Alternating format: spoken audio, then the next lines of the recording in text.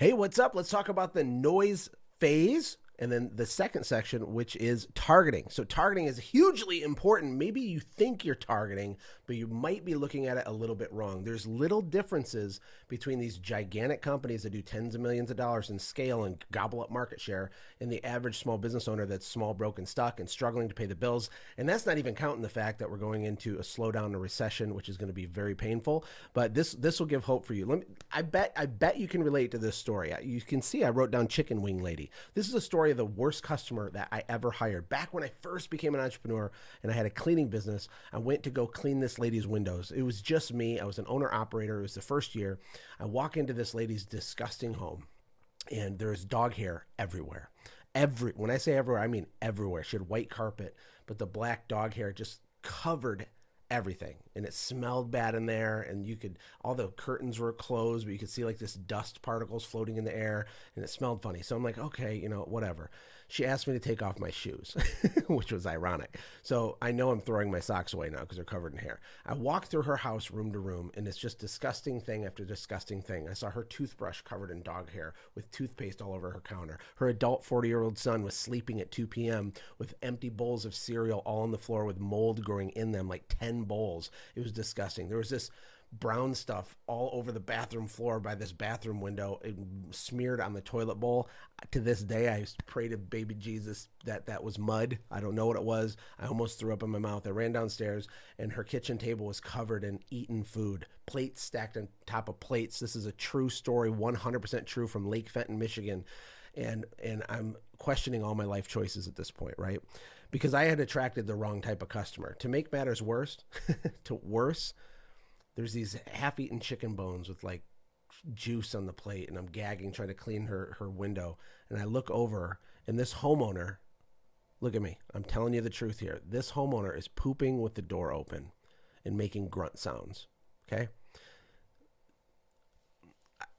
I had clearly targeted the wrong customer.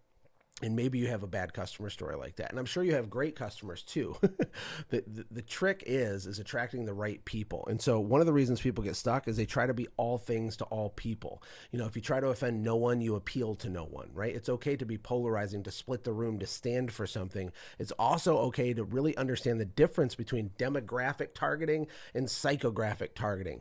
This crazy lady, she lived in the right neighborhood.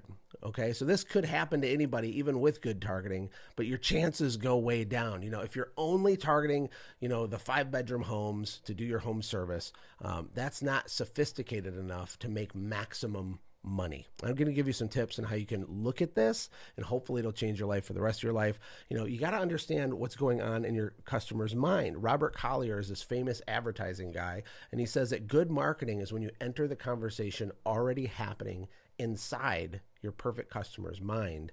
That's what I want for you. So, in the last video, we talked about your revenue curve and getting the timing correctly. Now we want your messaging and the actual physical location of who we're going after to be really figured out for you. And I see a lot of small businesses do shotgun marketing. They try a little bit of this, a little bit of that, or you can call it buffet style marketing. You'll sponsor the T-ball team. Hopefully you get a job from that. Maybe you're a contractor and you'll do those little restaurant placemat ads. You ever seen those? You go to a local diner and they got little ads. Oh, that'll save the day. That'll make me $2 million. No, it won't. It won't. Now, I'm not saying don't do that. Maybe you get a job off it. Maybe it makes sense. What I'm asking you to do is level up your mindsets and your skill sets when it comes to how you understand human behavioral psychology and marketing in your town for your service. It's not that hard. Check this out. If you try to be all things to all people, you will get stuck. That's problem A. Problem B is that you get confused on how to actually be appealing to premium value buyers. One of the reasons this happens is because you are not your customer. You're not your customer. I remember very clearly feeling like, why are people paying for window cleaning? Because I would never pay for window cleaning. The window's just going to get dirty again, and all these other people are stroking $1,000 checks to have their windows cleaned. It seemed crazy to me.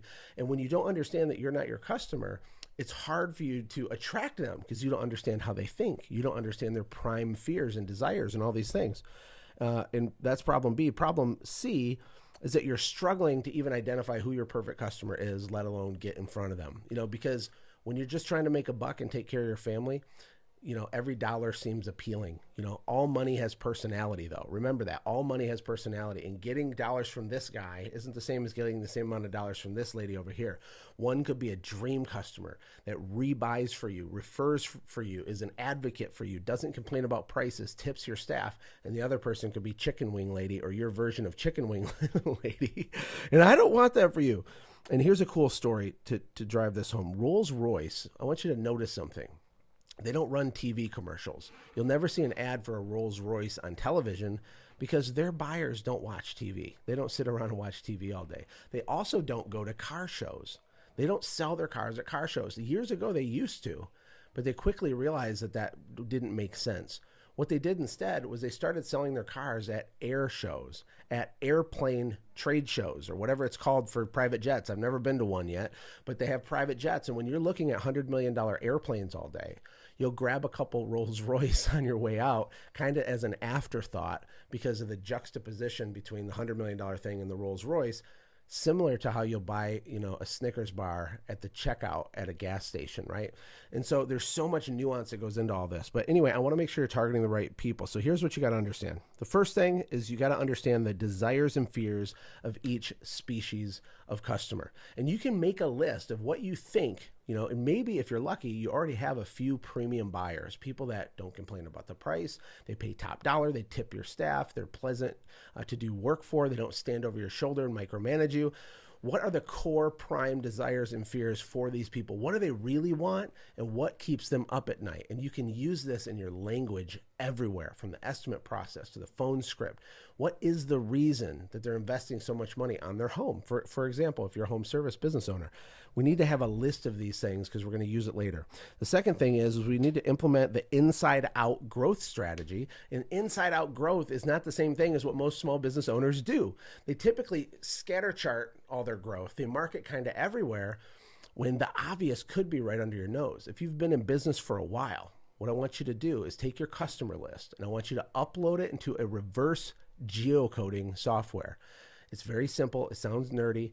And what's this going to do for you is it's going to give you a map with little pins that show you physically where all your customers are at. And having this data is huge. If you haven't been in business a long time, you can't do this. It's okay.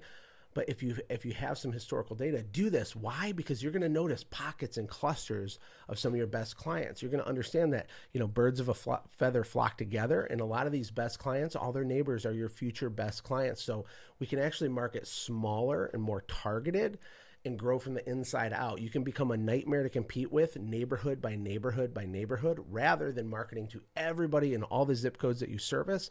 It's way cheaper. You can demand higher prices. You accumulate more social proof. Your trucks will be in and out of the same neighborhoods all the time. People start talking and you get momentum. And, I feel sorry for the person that tries to compete with you after you effectively do the inside out, shock and awe, neighborhood by neighborhood style marketing. It's awesome. And then thirdly, prepare proper hooks and bait for emotional fishing. And so if you are not a copywriter, which you're not a copywriter, right? But everyone kind of is. We're just bad copywriters. We want to understand, what do we put as the headline on that card? What's the headline on your landing page for your website? What's the very first thing on the homepage of your website that it says? What's the first words that come out of your mouth on a marketing video? What about your Facebook ads or your Google ads? How do we know what to put there? Well, we're going to figure out what bait to use based on the desires and fears of our perfect customer. And when you start putting these pieces together, marketing gets way less expensive. It gets easier. It doesn't feel like gambling anymore. And it starts to work in a way that you couldn't have imagined before. Anyway, that was a fire hose. That's a lot. I hope that's helpful.